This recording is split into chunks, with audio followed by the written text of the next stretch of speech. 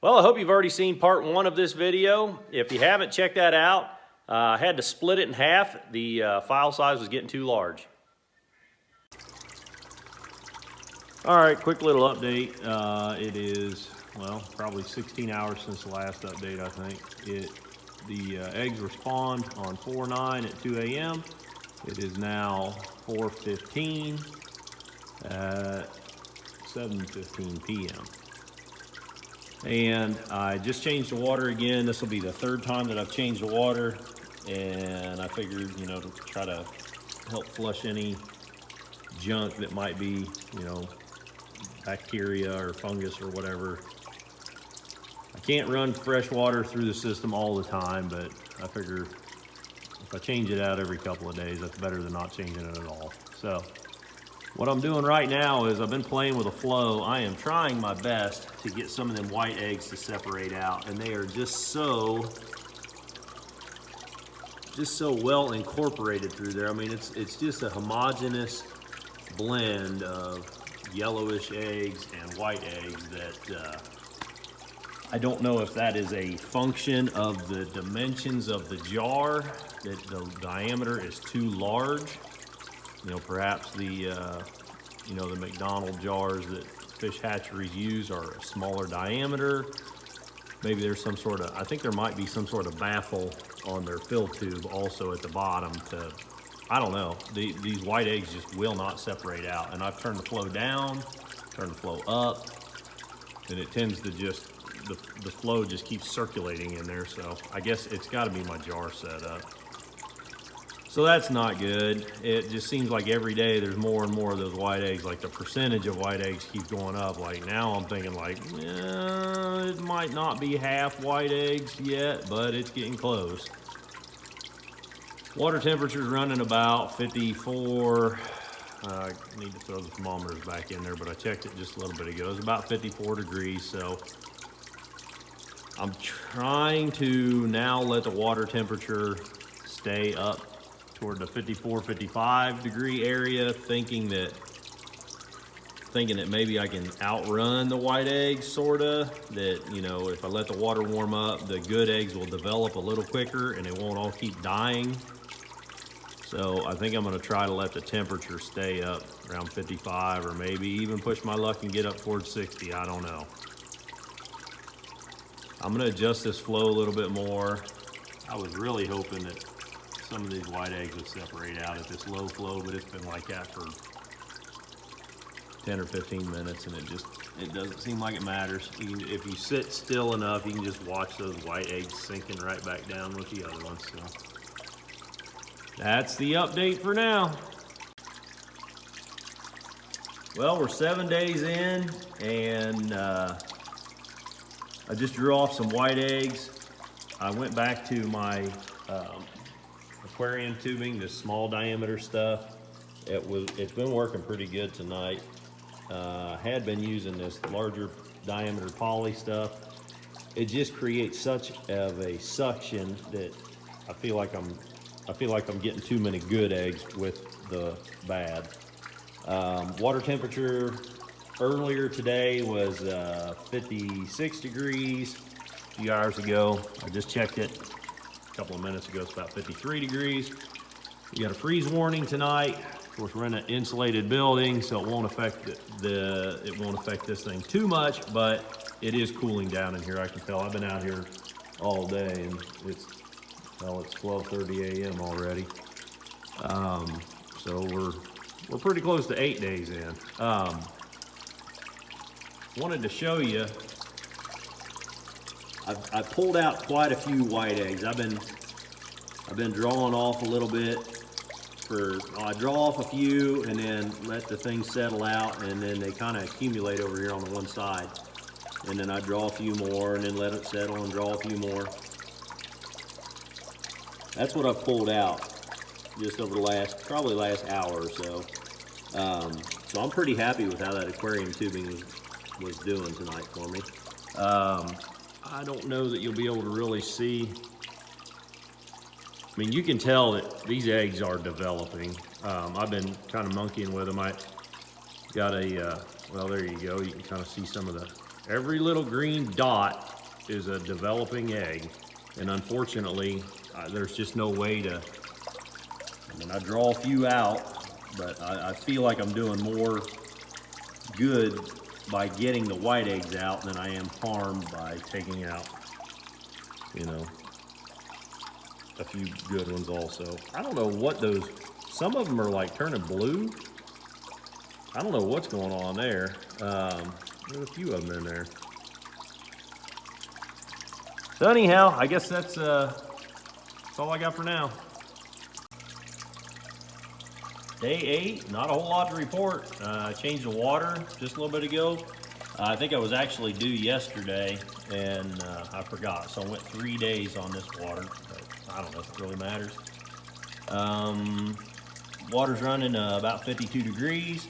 Doesn't seem like that cold snap last night really affected this in here at all. I siphoned off some white eggs a little bit ago, and of course I got a few good ones in with it, so I dumped them in the pond. But hopefully, I don't know, fingers crossed, it's looking pretty good.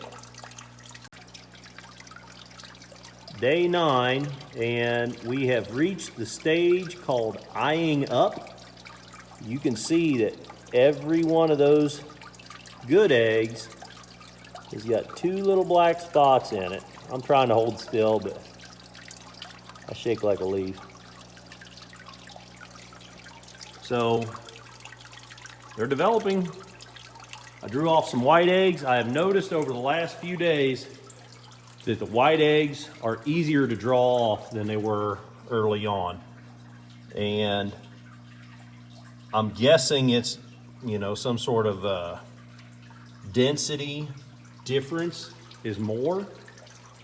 Either the green eggs are more dense or the white eggs are less dense, but they are easier to draw off over the last few days. I also found, I was doing a little more research online. I found a paper that talked about the first 4 days of egg development being critical. And so I don't know, maybe that kind of goes hand in hand with, it kind of actually does go hand in hand with what I saw. Like the first 4 days, 4 or 5 days, it seemed like I was getting a whole bunch of white eggs. I was really kind of down on myself. I really didn't think this was going to work, but over the last, I don't know, over the last 3 or 4 days now, it's like, man, these things are really developing. I don't notice the white eggs sort of taking over like I did in the beginning. I was about 4 days in and I thought, man, there's probably half white eggs in there, where now, you know, I've drawn off quite a few over the last few days, but now I don't see that there's that many more white eggs every day like there was early on. So I don't know, things are coming right along. Day 10, and well, I guess thankfully nothing really to report. Water temperature is running about 50 degrees. It's 50 degrees here in the shop. It'll probably cool down a little bit overnight. We are under a frost advisory again, so it's going to get a little cold tonight. Again, we're in the shop, so it's not going to get 30s or anything, I wouldn't expect, but it is going to cool down a little bit tonight. If I hold real still and if the camera focuses real well, you can really see those eyes today. I mean, you could see them yesterday, but you can really see them today. I don't know how much longer before them things start popping. You know, barring anything crazy happening, hopefully we'll start seeing a few in the next few days, I would expect. So, things are coming along. Day 12, and they are hatching. You can see there's quite a few white eggs in there. I will not be drawing white eggs off anymore. Last night I noticed that 1 or 2 of them were kind of resting on those white eggs, and now I see there's quite a few more. So whatever white eggs are in there are going to be in there now. Mostly it seems like they kind of flutter up to the top and then sort of just drift back down, do just what that one's doing right there. But there are definitely a few of them are making it over here into the shoebox. There's probably a couple hundred of them in there right now. bouncing around. I did away with that ladder and light setup that I had here. It wasn't making a bit of difference. This morning when I came out to check on them for the first time today, there were a few in the shoebox, and I don't know, there was probably a couple of dozen, and they were all stuck to the screen over there. None of them were floating around. They were all stuck to the screen. So the light wasn't doing a bit of good. I pulled my air stones. There's 2 air stones in here. Oh, you can see them. I pulled those out. They had been down here in the tank the whole time. Pulled them up and put them up here, and those air bubbles going across that screen cleans those screens off. So now there are none getting stuck to the screen. So that has solved a big problem for me. Because to be honest with you, I was kind of afraid that was going to be a problem. You know, that they would get stuck on the screen, and those air bubbles are making all the difference. So hopefully we'll be seeing big numbers hatching tomorrow. Well, it's day 13, and it's about 1:30 in the afternoon. I've been making these videos kind of late in the night, you know, 10:30, 11 o'clock at night normally. So we're actually only, you know, half a day past that last little update. Not quite as much activity in there as I was hoping for today. I mean, I was really hoping today would be the day that all of them just popped at once, but I mean, it's busy. I just dumped the shoebox maybe a minute ago, and there's already, I don't know if you can see them or not. There's already, I don't know, probably 10 of them floating around in there just in the last minute. I mean, they're definitely moving around today. But again, most of them are just kind of, they flit and flutter, and then they just kind of fall back down. They are sort of resting a lot. But I've been dumping them last night, or yesterday. Yeah, last night I started dumping them in this tote. And you can see all the little fry. Most of them are just laying on the ground. They're not dead, they're just laying down there.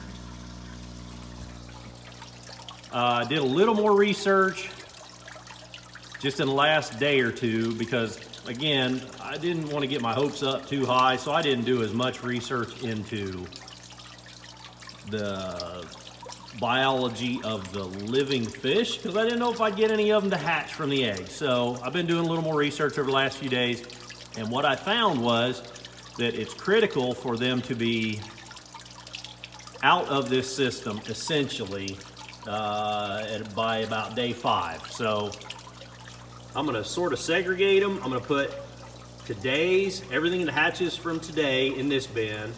Then I'll take those out into the pond.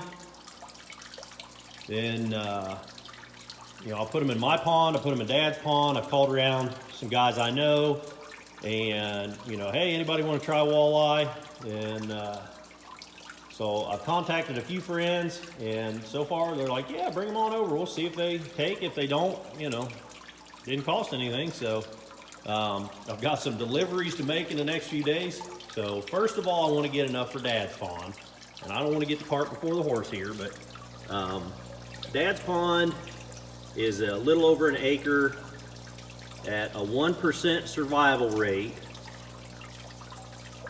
assuming that there is an established sort of zooplankton already in the pond and enough structure.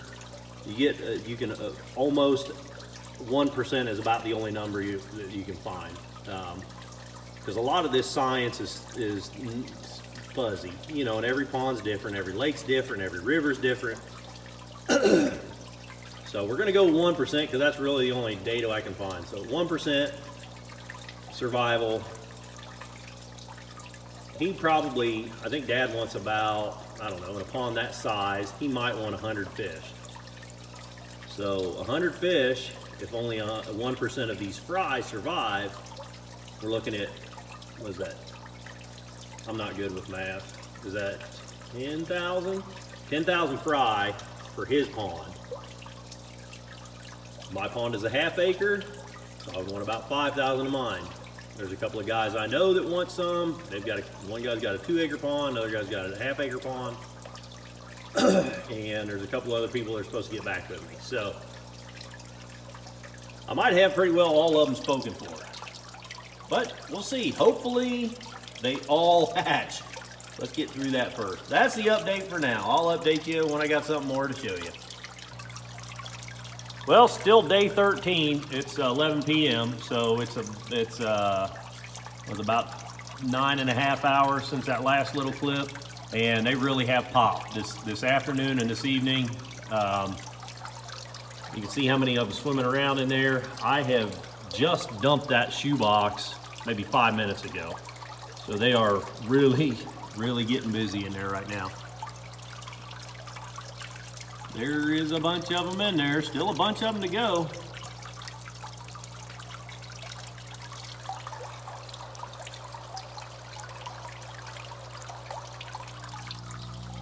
You really have a hard time seeing them in there. Well, no, you can see them. A bunch of them. Well, I just came out and that's not what I wanted to see. I gotta fix this. I was afraid of that. They have overflowed the system because there's too many of them. It's 7 a.m. I should have checked on it. Okay, so 20 minutes later, I changed the water out. It's still not looking super great, but went ahead and rinsed out that box. It seemed to be like egg particles that were plugging everything up. So I think I've got everything kind of settled down now, but this thing will focus. It looks like a bunch of this nasty old white eggs that are starting to clump together because they ain't been cleaned out in a while. And looks like a bunch of dead fry in there. So I'm gonna go ahead and I am gonna siphon out, see if I can get that crap off there. When I dumped the bin, I ran it through a little aquarium fish net, and I was able to save a bunch of the fry, so I dumped them in there. So these guys will all be going in the pond here shortly. I don't know what's going on with this system. I think maybe because there are so few eggs in it now that I had to turn it way down just now. I was over at the bench doing some calculations I'll show you here in a second. And I come over here to check on it. I mean, this thing ain't been running for 15 minutes. And it's just like violently swirling in there. And the flow coming out was the same that it's been. So I drew off a bunch of junk. I got all that white crap off the top. And I don't know, just if taking that volume of material out there is really screwing with how the water is flowing. But man, you can see all the little fry that are still in there. I gotta get this bin dumped again. It's there's a mix of just junk in there because the thing was just kind of puking. This has kind of turned into a little bit of a hectic mess, but I guess we're getting down to the end of this thing. So I'm glad to see that they're hatching good, but it sure would be nice if I could keep the eggs separated out a little better. I'm gonna go ahead and dump this. Hopefully this thing will settle down a little bit. I'll tweak with that flow again. I'd like to see more flow coming out, but I don't know, I might not need it. The fryer's still, I mean, they're still making it out. So that might be enough flow for now. But I'm gonna go ahead and dump this bin. Bunch of them in there, and I'll show you the calculations that I was just doing. Okay, wow, this thing is really keeping me on my toes today. I just dumped that. I mean, that shoebox just filled up.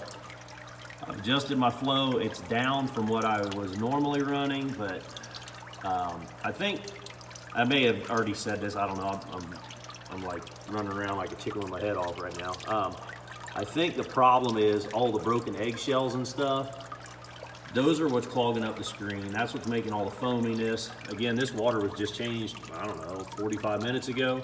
And it's just all those eggs are opening up and releasing, you know, everything that was in them. And that's a lot of protein, and that protein is what makes those bubbles. So today is going to be the day, I guess. So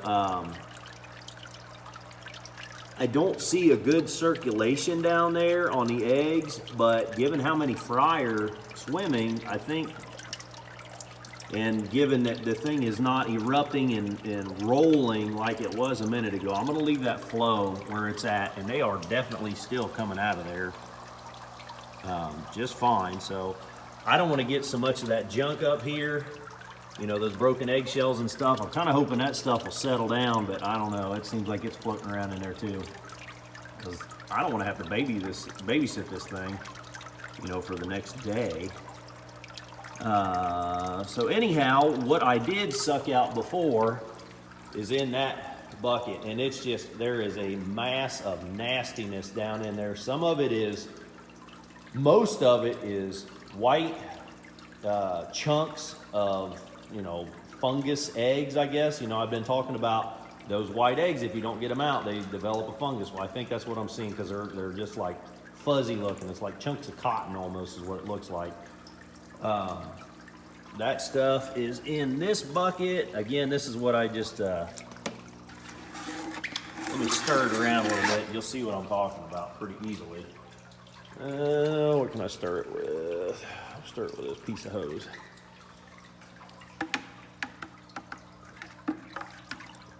I'll just blow into it. That gets it rolling around.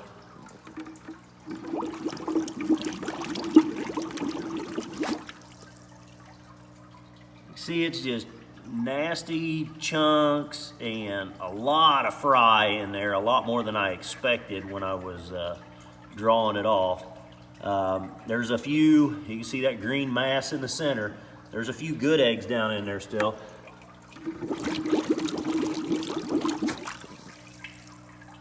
But, so anyhow, what I did was, I did just that. I blew it up, got it really good and agitated, sort of a homogeneous mix, mixed it all up, and then while it was mixed, like as soon as I quit blowing, I took my measuring cup and I dipped in there and I got out a half a cup. Well, a half a cup of this mixture. Then I had my measuring cup, and I dumped my measuring cup into this white pan. And then I counted what was in there. I counted all the good fries. Some of it was little chunks of white stuff. Some of it was eggs. I only counted the good fry. There were a few dead fry in there. They're just like translucent looking. The green fry are the ones that are swimming around. There were some dead fry, not very many. So anyhow, I counted 60 or thereabouts, 60 fry in that half cup. Then I took the whole contents of the bucket and poured it in here, you know, measured out, and I ended up with 7 full cups and 7 of these full at 4.5, plus 1 cup of the total mixture of that bucket. So then I did the math, and 60 fry, here we are over here. There were 60 fry in that per half cup, which makes 120 fry per cup. There was 32.5 cups in there. It was 4.5 times 7, because the thing holds 4.5. I filled it up 7 times full, plus there was 1 cup left. Makes 32.5 cups times 120 fry per cup equals 3,900 fry in that bucket. So now I started doing the math on my pond.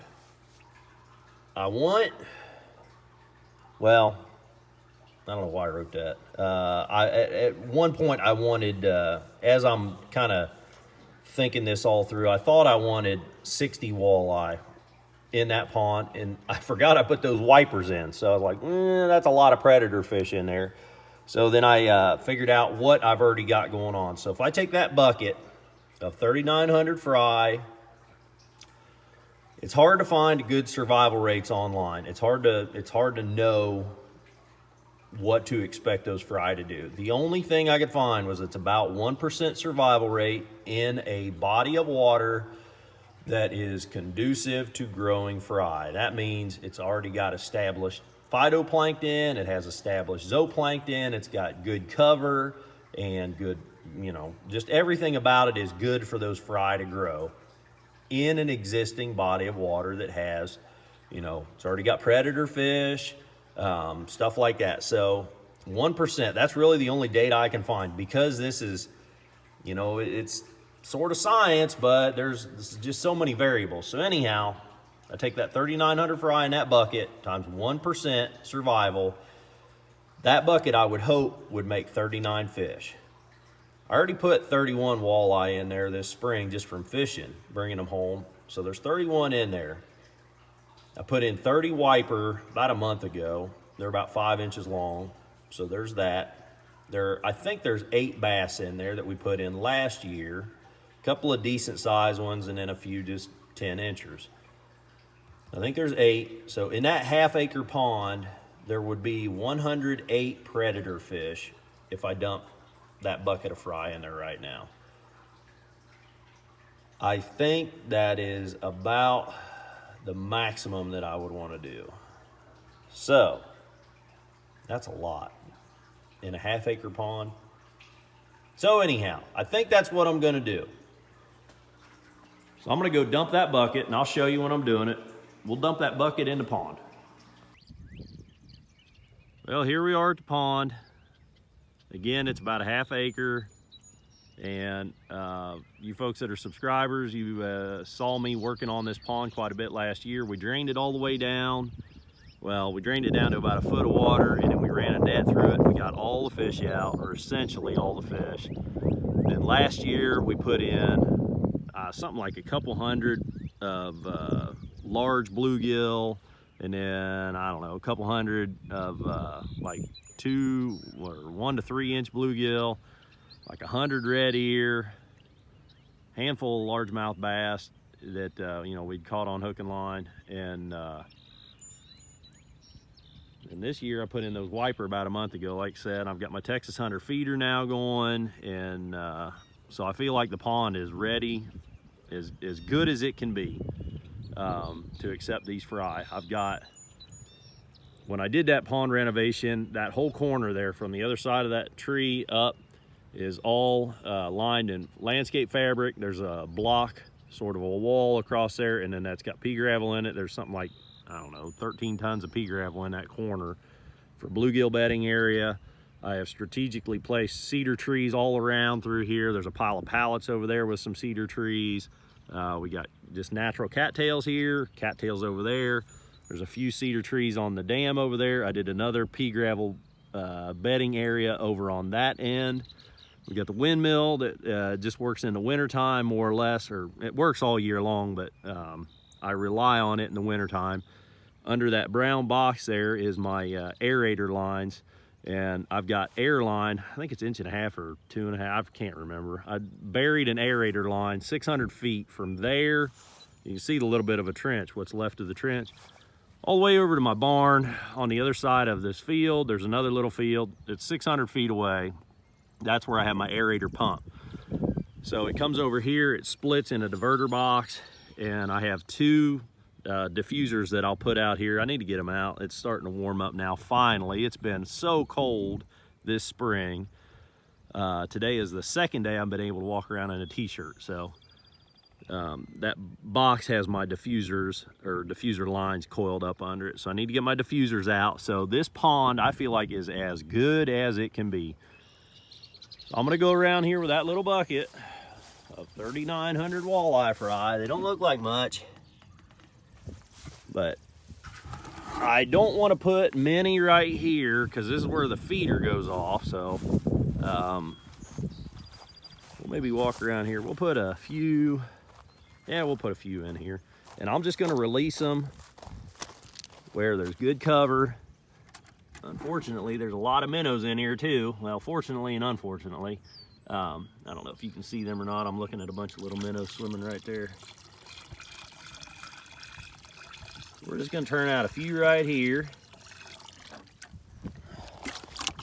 Twist the bucket around a little bit, stir them up.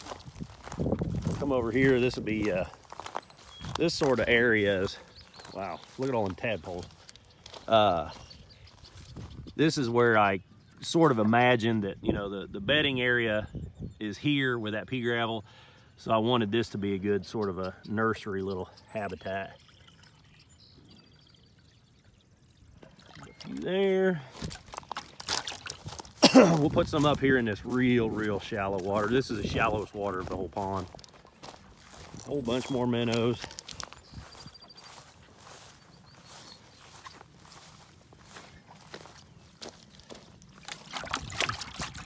Turn them around, just kind of get them all well mixed.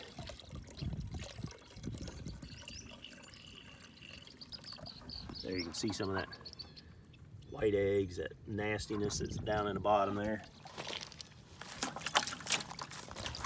You know, on the ride over here, it occurred to me that I'm stocking my pond with the trash that I siphoned off of that jar today. So it kind of give you an idea how many eggs are in one walleye.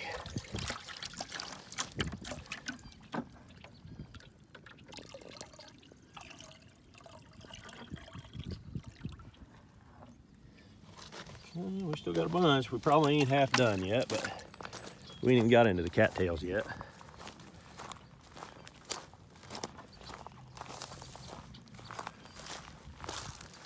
Bluegill swimming there.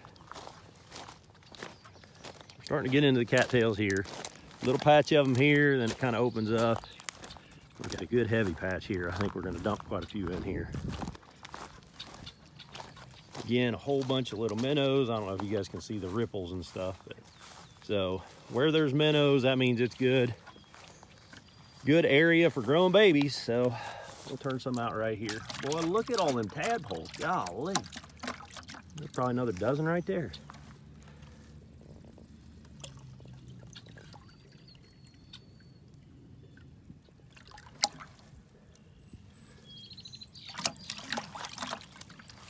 Yeah, we're probably about half done now.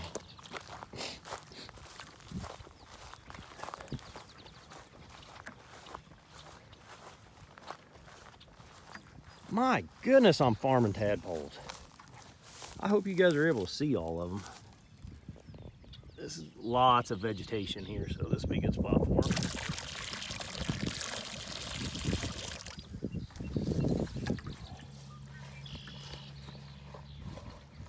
There were not too many unhatched eggs in this bucket when I was counting everything, so just about every little speck you see there is a fry.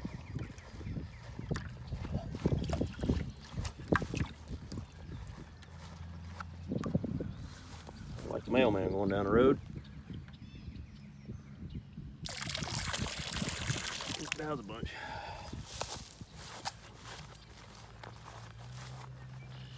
This is well, you can kind of see some stuff underwater there, some blocks, and those blocks are about 3 feet deep, so the water's pretty clear right now. And inside that little block rectangle is where I put weed mat and pea gravel. Well, I guess you can make out where the cattails are not growing. That's the weed mat. That's the end of it right there. It makes that probably 6 foot wide rectangle.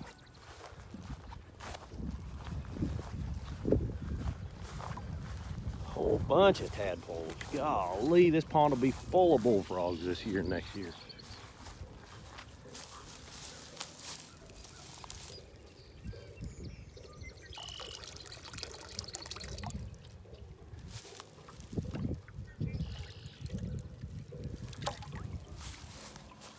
Still got quite a few, but we still got a little bit of water to cover yet.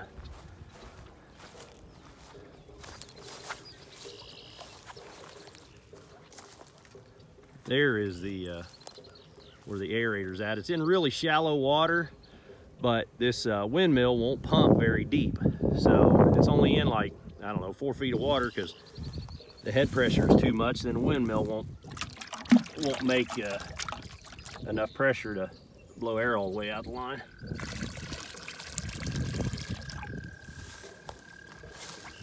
but it was good enough to keep a hole in the ice this winter. So that was the whole point of that.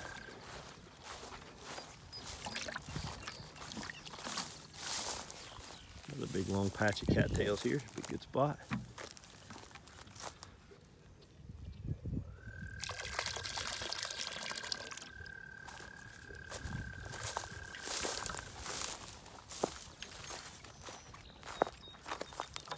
And there you can see are the aerator lines that they actually emerge from the ground. I buried them all the way out into the water.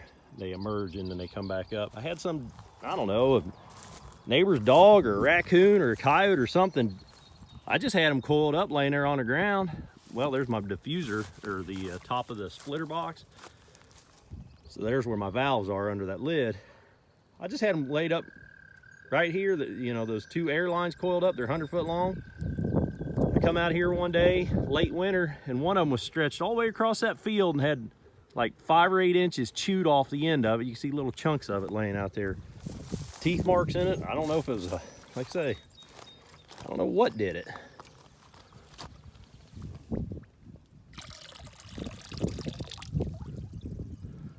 That's it.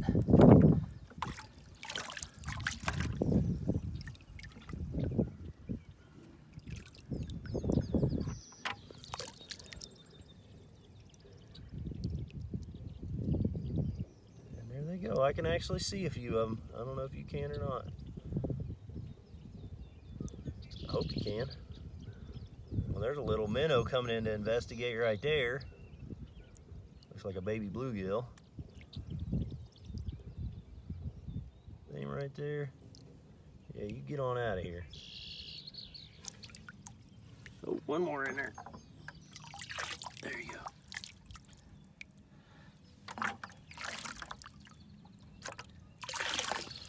Okay, well, I'm sure this video is getting really, really long. I'm going to end up doing the same thing with Dad's pond. His is an acre, but it's going to be the same procedure, just walking around the edge of it and dumping the fry in. So, well, I think we put those fry in my pond on the 22nd. Today is the 26th, and I've just unplugged the system, so I'm all done. I did enough, or this system produced enough fry to do, that bucket will be the 6th pond that I will have stocked from this. So we started this little adventure on the 9th at 2 a.m. with my nephew, and buddy, I can't tell you how much I appreciate all your help with that. This would not have been possible without you, so thank you very much. That was quite a little adventure.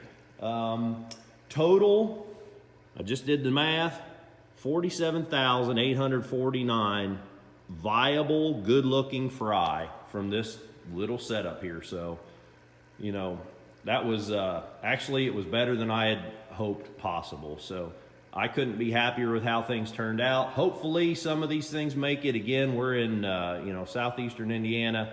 We are not real conducive to growing walleye in ponds around here. So hopefully some of them made it. I hope I helped you with this one, guys. I know it was not a terribly entertaining video, but most of my videos are not. I'm just trying to put information out there to help the next guy. That really is why I do this. So if I can help you in any way, leave me a comment. I read all the comments. I'd be glad to help anyhow I can. If you like this video, click that thumbs up button. If you want to see more videos like this, or me working outside here in the garage, doing any number of things, click the subscribe button. Until the next time, guys, keep on tinkering.